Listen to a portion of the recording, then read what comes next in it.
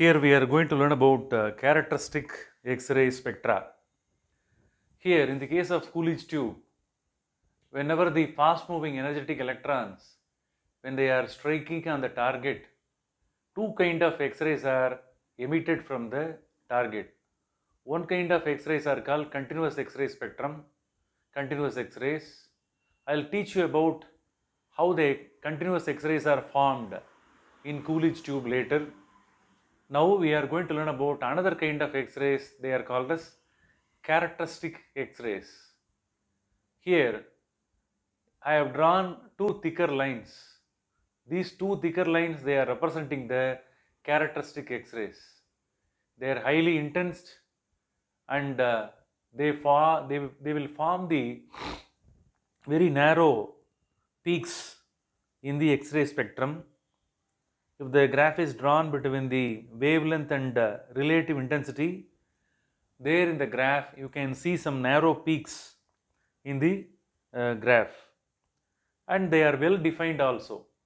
They are well defined radiation, and in the meantime the intensity of the characteristic X-rays are very high, and they are representing the nature and characteristics of the target material. Here either tungsten or molybdenum can be used, and these two lines, not only these two lines, many number of lines may be formed. These highly intense line spectrum, that is characteristic X-rays, they will indicate the nature and characteristics of the target material. That's why these X-rays are called as characteristic X-rays. Now we are going to learn how the characteristic X-rays are formed and produced in the Coolidge tube.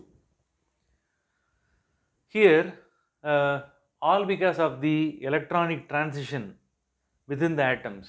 Are you clear? So, whenever the highly energetic electron, whenever they penetrate into the atomic system of tungsten or molybdenum, so within the atomic system, some electronic transition takes place. Because of that, characteristic X-rays are produced.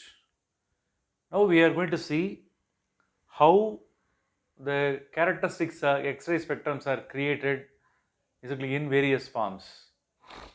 Now we are going to see how K alpha, K beta and K gamma characteristic X-ray spectral lines are created. That we are going to see it now.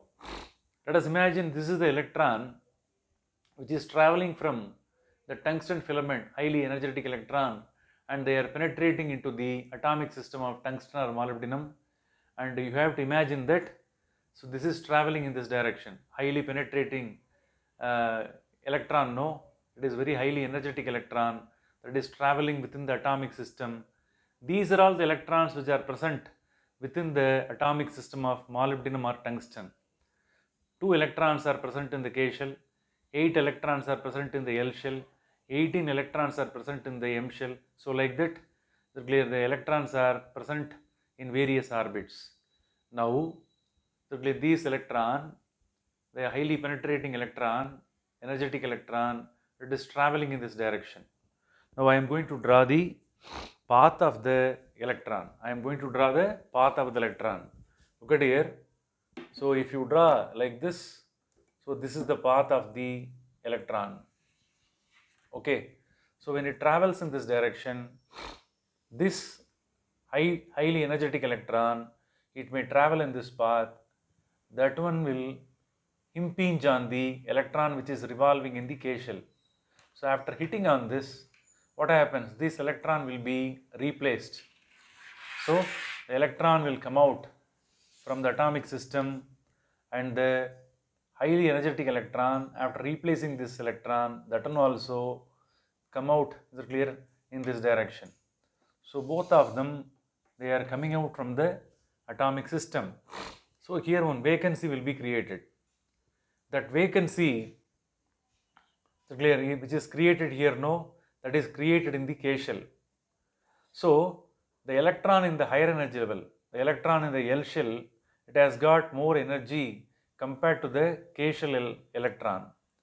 So the electron, it tries to move from It is try to move from L shell to K shell, because in the universe all the objects, they want to keep their energy level very low. So like this, clear, the highly energetic electron which is revolving in the L orbit, clear, higher energy level electron, it makes a transition from L shell to K shell. Is it clear? It moves from here to there. Are you clear? So when it moves from here to there, what will happen? One photon will be emitted. One photon will be emitted. So the transition takes place from L to K. Are you clear? Now I am going to draw the transition made by the electron from where to where? L shell to K orbit. So this is the electron transition that takes place from L to K. So because of this, one photon will be emitted, that is nothing but X-ray photon. The energy difference between these two levels will be emitted in the form of X-ray photon. That spectral line, that X-ray spectral line is named as K alpha line, K alpha spectral line. This is one of the characteristic X-ray spectrum which is able to be observed in the case of Coolidge tube. Are you clear? Now, sometime what will happen now? Clear here, instead of filling up the electron from L to K, the electron may jump from M shell to K shell, M shell to K shell. That transition is also possible. So previously electron was here, so the electron may jump from where to where? From M shell to K shell. So if such transition happens, so we have to draw the transition from M shell to K shell. So without reaching L, the electron may come from M shell to K shell. So by the time, what will happen? Another photon may be emitted, and the corresponding spectral line will be called as K beta. What is this? K beta. Depends on the energy difference. Energy difference is more, no? Therefore, still higher energy photon will be emitted. So K beta photon, X-ray photon will be emitted. So that is arising due to the electron transition from M shell to K shell. Sometime what will happen, no? Here the electron may be here. Electron may be here. So clear. The electron may jump from here to there, N to L shell, N to L shell. So clear. Sometime the electron may make the transition from where to where? N shell to L shell. If the electron jumps from N shell to K shell, sudden fall, sudden transition occurs. Are you clear? So if sudden transition occurs from N to L, then the difference between N shell and K shell, clear, that one will be emitted in the form of another photon. That X-ray photon, that X-ray spectral line is called K gamma. So here we have seen three spectral lines, K alpha, K beta, K gamma.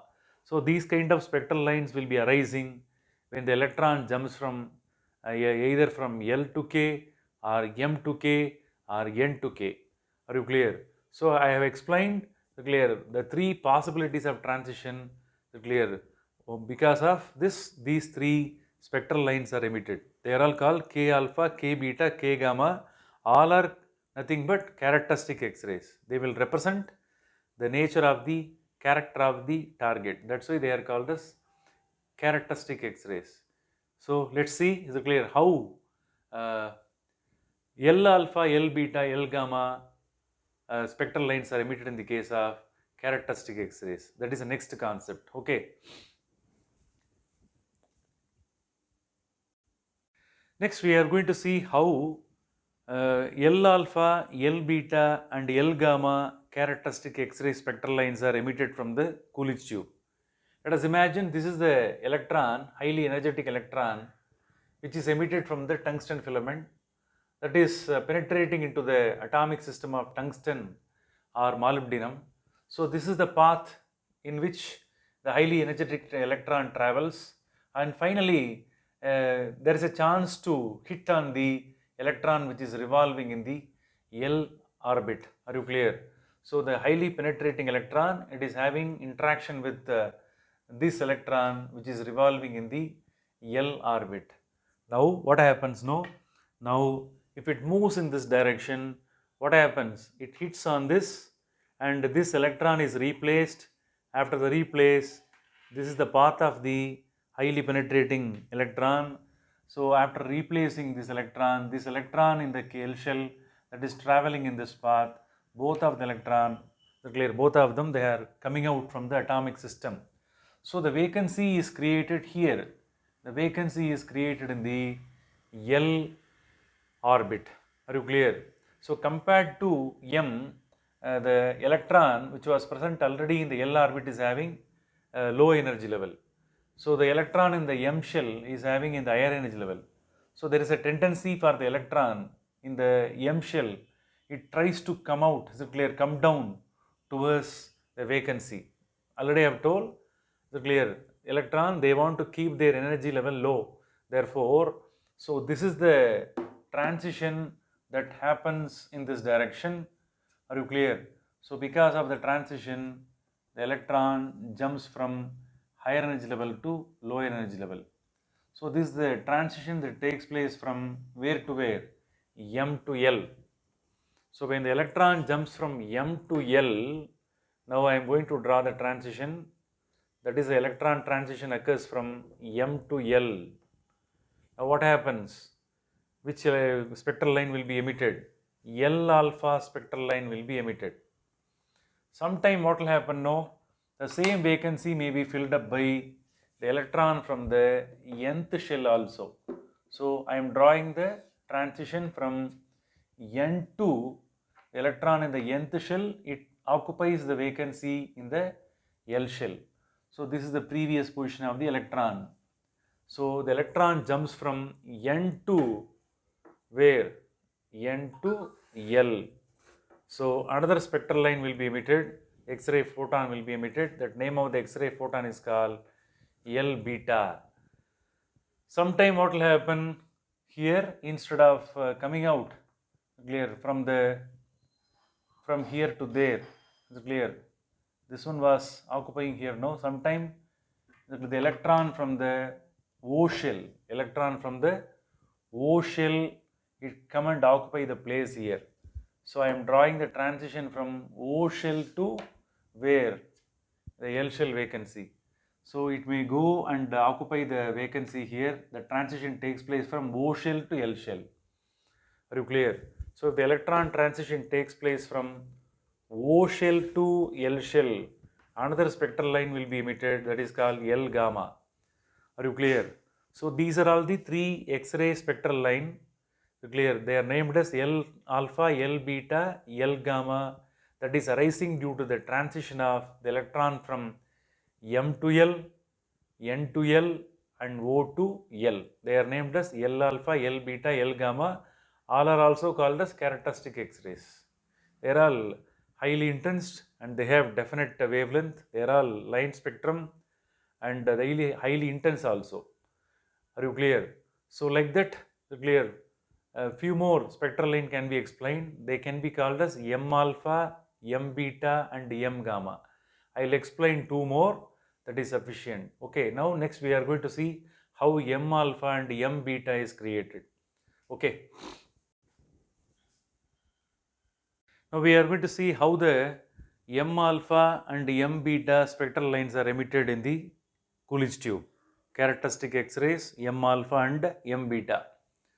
Look at here, this is the highly penetrating electron that is emitted from the tungsten filament and it is impinging on the target and it is penetrating through the atomic system, and this highly penetrating electron, it is traveling in this direction very fastly and it is having collision and interaction with which one? The M shell electron. That M shell electron is removed and the removed electron, impinged electron that comes out in this path. Are you clear? And then the electron which was comes out from the tungsten filament with great energy, that one also comes out Clear? And it is also moving out of the atomic system. So this is the electron which one was already revolving in the M shell, and this is the electron which one was already penetrating through the atomic system. Therefore, here one vacancy is created. That vacancy will be filled up by what will happen? The electron from the outer shell, N shell, that one will, as clear, make a transition from N shell to M shell. So, from higher energy level to lower energy level, electron will make a transition. Are you clear? So, that transition, that one will create a M alpha line. So, electron jumps out jumps from N shell to M shell. That one causes the which kind of spectral line? M alpha spectral line is created. This is also one of the characteristic X-ray spectral line which is produced in the Coolidge tube. Are you clear? Sometime, look at here. So the transition that takes place like this from N to M, because of that M alpha spectral line is created. Are you clear? Sometime what will happen? No, clear. Suddenly, surprisingly, the electron from O shell, that may create a transition from O shell to M shell. That is also another possibility. Now, if electron from O shell, if it makes the transition from O shell to M shell, that transition also creates another spectral line. That one also is emitted in the form of another spectral line, that is called as M beta. Are you clear? So, like that, the electron from any outer level, is it clear, may jump from any other outer level to the inner level, inner transition, because of that X-rays are produced. Such kind of spectral lines are called characteristic X-ray spectral line. Okay, now on the whole I have explained how K alpha, K beta, K gamma, how L alpha, L beta, L gamma, and M alpha, M beta, these kind of spectral lines are created, I have explained.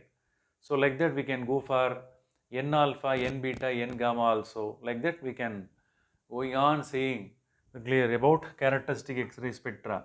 On the whole, these are all the nothing but X-ray photons. They are all emitted from the atomic system. They will create the spectral line if they are caught on the photographic plate. Each spectral lines, they are specifically named as K alpha, K beta, K gamma, and L alpha, L beta, L gamma. It goes on like that. These spectral lines, they represent and they indicate the nature and characteristics of the target material. That's why these X-rays are called characteristic X-rays. Okay, thank you.